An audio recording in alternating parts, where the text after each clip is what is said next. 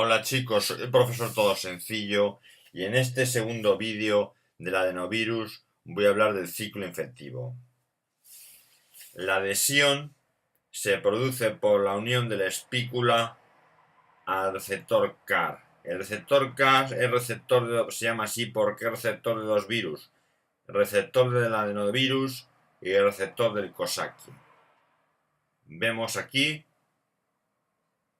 las espículas del virus. Aquí es donde está lo que se une al receptor.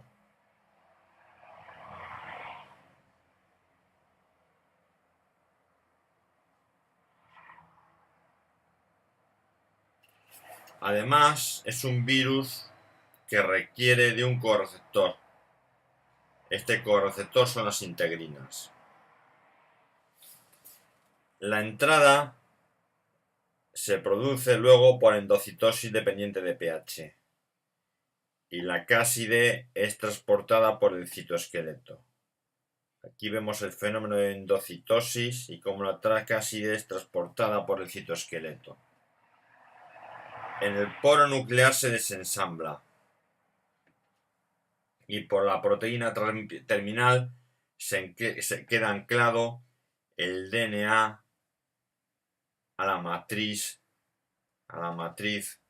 nuclear. Esto va a favorecer que entre a los lugares de replicación y de transcripción.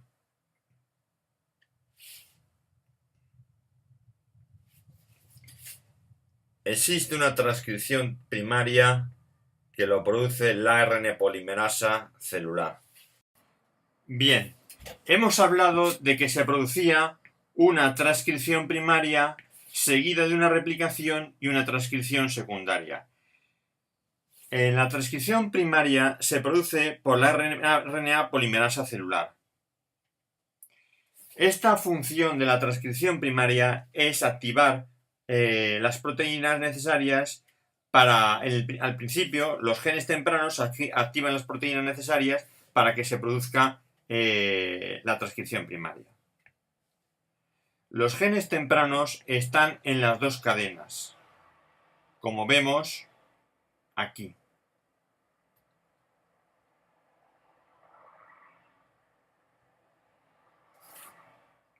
Aquí vemos los genes tempranos L1 y L1B, que son activadores de la transcripción, los E1A, y los E1B, su misión es activar la replicación. En cuanto a estos genes, habíamos comentado lo anterior y vamos a ver en qué se caracterizan, qué activan el 1A. El 1A inhibe la proteína del retinoblastoma y activa la transcriptasa. Vemos en la cuestión del retinoblastoma su característica tumoral. La E2A ya va a producir genes que activan la replicación viral. Los genes que produce la E2A son la ADN polimerasa. También inhibe, actúa sobre la P53. La E2B va a ser la precursora de la proteína terminal. Aquí vemos estos genes.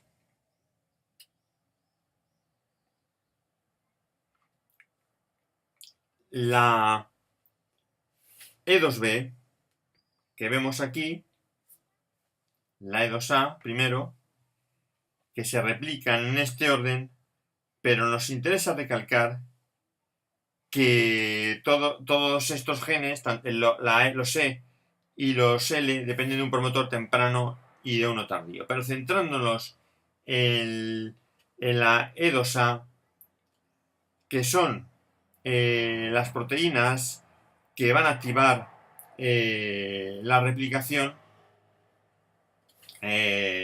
ya habíamos comentado que la E2A activaba la ADN polimerasa, la E2B producía la proteína precursora terminal y hay otra proteína que actúa de unión al DNA, de DNA binding. Siguiendo con las proteínas que se producen en la fase temprana, nos encontramos con la E3E, que lo que hace es inhibir el sistema inmunitario. Tiene que haber un momento en que se produzca la parada de la replicación para iniciar la fase tardía, producción de las proteínas estructurales. Y esto lo hace la E4. Bien. Ahora nos vamos a centrar en la unidad, en la transcripción tardía. Hay 5 familias, desde la L1 a la L5, que por splicing alternativo formarán cerca de casi 30 proteínas. Son las proteínas estructurales y las vemos dibujadas aquí, en el esquema. Estas son las proteínas, los genes que producen las proteínas estructurales que se producen por un promotor tardío y que por splicing alternativo dan 30 proteínas, estos genes. La replicación se produce de la siguiente manera. O sea, hay dos etapas en la replicación. Del molde 3' a 5' por medio de la proteína de unión al DNA, por la polimerasa y por la proteína terminal, se forma una cadena en dirección 5' y 3', que lo vemos en el dibujo de aquí. Aquí, esta por la polimerasa y demás proteínas que he dicho, hace que se vaya formando desde el 3' al 5' una nueva cadena que va del 5', aquí se ve del 3' cómo se forma una nueva cadena. Intervienen estas proteínas, pero a ver otro mecanismo de formación de la otra cadena, de la que no iba en dirección 3', 5' y genera una 5', 3', sino la que va de 5' a 3' va a producir un fenómeno de formación de otra cadena. Están las 7R, las repeticiones terminales, que permiten una recircularización del ADN. El ITR contiene las secuencias para iniciarse la replicación y la proteína terminal contiene un cebador. Además, actúa en la proteína de unión al ADN, la proteína terminal y el ADN polimerasa. Y se produce lo siguiente. Vemos cómo esta cadena, que comenzaba por el 5', se va doblando. Se va doblando y se recirculariza. Aquí esto va a actuar como molde para que se forme una nueva cadena. Va formándose aquí una nueva cadena. Vemos esta, que las repeticiones terminales han hecho que se recircularice y este molde, por forma de círculo rodante, va actuando de forma que va generándose una cadena nueva.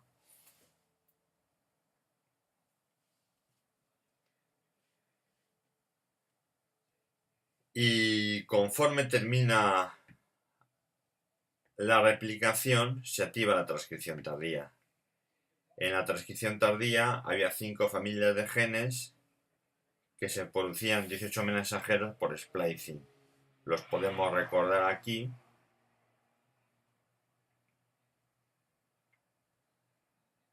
Como estos de aquí, los L, eran los genes de la replicación tardía.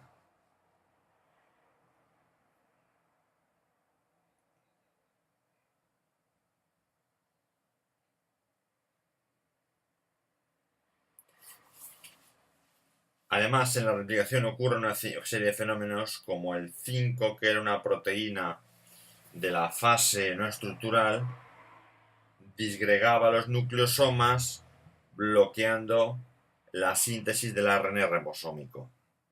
Además, el factor IF4F que intervenía en la traducción se inactivaba por desfosforilación.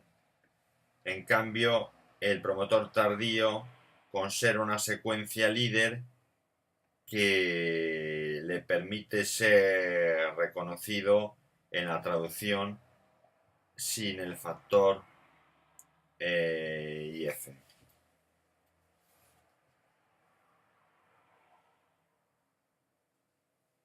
Bueno, lo que quería decir, la transcripción tardía tiene 5 familias que por splicing alternativo van a formar 18 mensajeros. El factor de la proteína 5 de la que hemos hablado anteriormente disgregaba los nucleosomas celulares bloqueando la síntesis del ARN ribosómico. El factor IF4F se inactivaba por desfosforilación.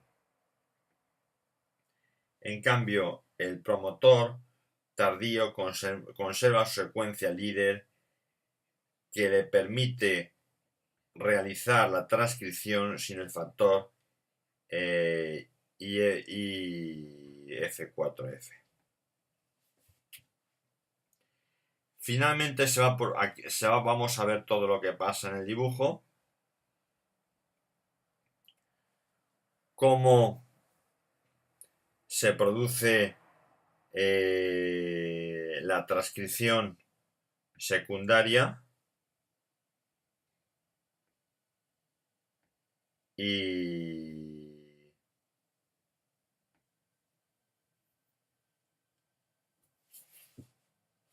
tienen que entrar las proteínas estructurales que se forman para producirse luego el proceso de ensamblaje.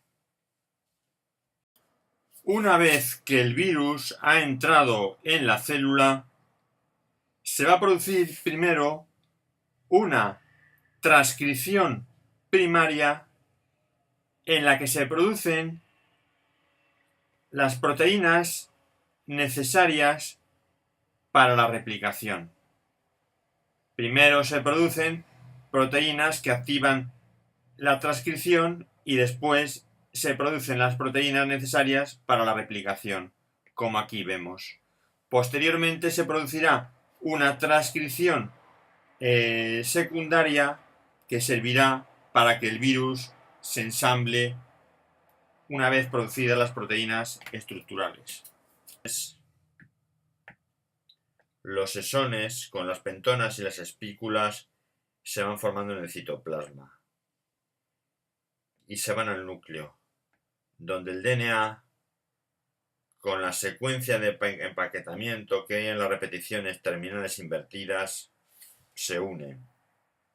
En este momento, y por la replicación también, se han formado cuerpos de inclusión en el núcleo. Ahora vuelven a pasar al citoplasma para salir una vez encapsulados y salen por lisis o por liberación prolongada. Si este vídeo os ha gustado, podéis darle a me gusta, compartir o seguir más vídeos que tengo de otros materiales. Muchas gracias.